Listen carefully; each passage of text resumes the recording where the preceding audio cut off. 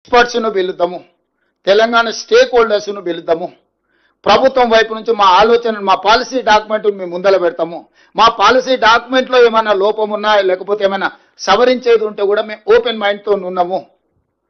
మేము వాటిని సవరించుకొని తెలంగాణ రాష్ట్ర రైతుల యొక్క హక్కులను శాశ్వతంగా ఇప్పుడు ఎందుకంటే ఇప్పుడు లైన్స్ డ్రాప్ కాబోతున్నది, లా సెటిల్ కాబోతుంది. ఈ టైంలో మనం తేరుకోకపోతే, ఈ టైంలో మనం సరైన దిశగా దీన్ని ఒక విధానపరమైన ఆలోచనతో ముందుకు పోకపోతే తెలంగాణకు నష్టం జరుగుతుంది. కాబట్టి 40 సంవత్సరాల ప్రజా జీవితంలో సుదీర్ఘమైన అనుభవం కలిగిన చంద్రశేఖరరావు గారికి నేను సాదరంగా ఆహ్వానం పలుకుతున్నాను. ఎందుకంటే వారు ప్రధాన ప్రతిపక్ష నాయకుడు కూడా, వారు ప్రధాన ప్రతిపక్ష నాయకుడు, వారి ఆరోగ్యం బాగుండాలి, ప్రజా జీవితంలో ఉండాలి, వారు ప్రజలకు ఉపయోగపడాలని నేనంటే వాళ్ళ కొడుకు వచ్చింటాడు, ఆయన ఎందుకు వానికి రాడు, ఆయన రాడు, ఆయనతోనేం పని ఉందా?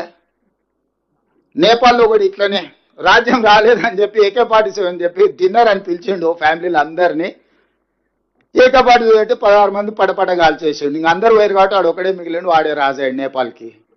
ఇట్లాంటివి ఆదర్శంగా తీసుకుంటారు. మేమేం చేస్తాం, మీ కుటుంబంలో ఏదైనా ప్రాబ్లం ఉంటే మీరు కూర్చోవాలి, కుటుంబ పెద్దలతోనో కుల పెద్దలతోనో కూర్చొని పంచాయతీ తెంచుకోవాలి.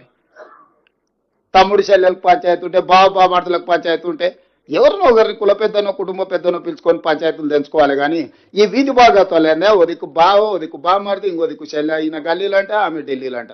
ఏంటిది? తెలంగాణ సమాజం గమనిస్తలేదా? ఈ వీధి భాగవతాలు మంచివి కావు. 10 సంవత్సరాల అధికారాన్ని చెలాయించిండ్రు, 10 సంవత్సరాల తర్వాత ప్రజలు ఒక తీర్పు ఇచ్చిండ్రు, స్పష్టమైన తీర్పు. ఆ తీర్పును గౌరవించండి.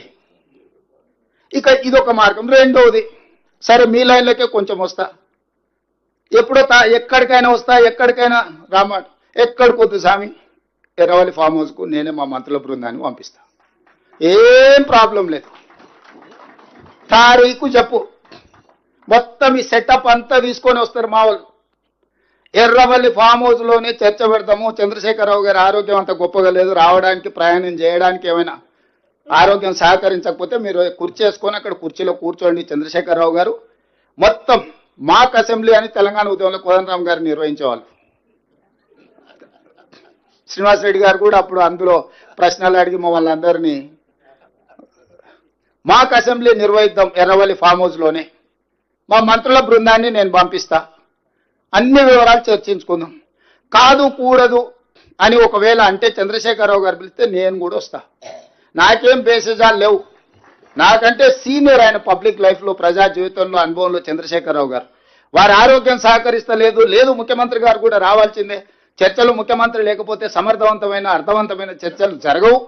ముఖ్యమంత్రి కూడా ఈ చర్చలు పాల్గొనాలి అని చంద్రశేఖరరావు గారు కోరుకుంటే ఎర్రవల్లి ఫామ్ హౌస్లో జరగబోయే ప్రజాప్రతినిధుల సమావేశానికి నేను కూడా వస్తాను.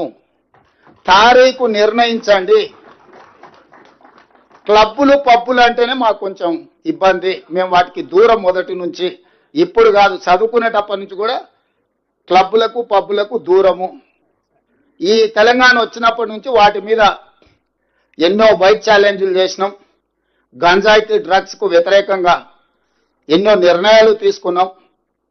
ఈగలని ఈ డ్రగ్స్ను నియంత్రించడానికి, గంజాయిని నియంత్రించడానికి